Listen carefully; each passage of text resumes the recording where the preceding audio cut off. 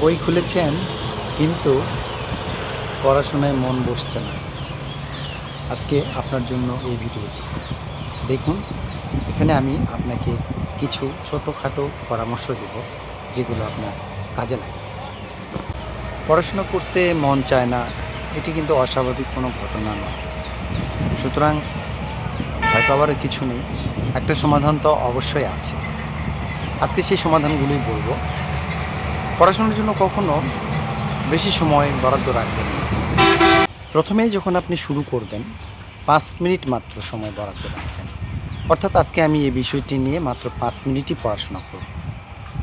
দেখবেন যখন পড়া শুরু করবেন এই ভালো লাগার মুহূর্তটি ধীরে ধীরে আপনাকে 5 মিনিট থেকে আরও অনেক সময় বাড়াতে সহযোগিতা করবে।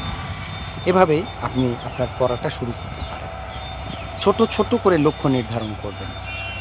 বড় কোনো অধ্যায় যখন শুরু করবেন সেটিকে ছোট ছোট করে ভাগ করবেন।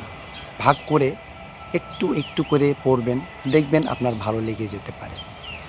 পড়াশোনা মন বসানো এটি জোর করে সম্ভব নয়, অপেক্ষা করেও সম্ভব নয়।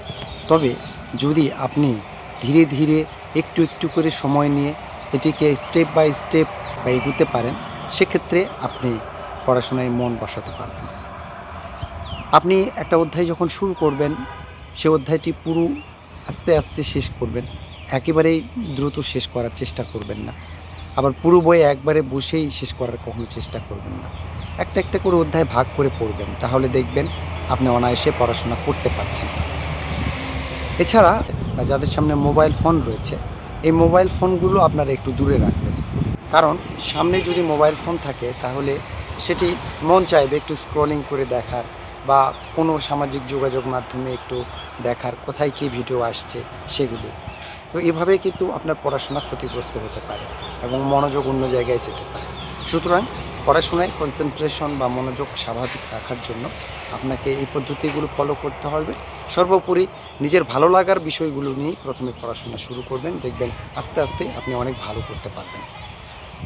আমাদের এই ভিডিওটি ভালো লাগলে অবশ্যই লাইক করবেন, কমেন্টস করবেন এবং শেয়ার করবেন। পাশাপাশি আপনারা আমাদের সঙ্গে থাকতে এই পেজটি ফলো করবেন।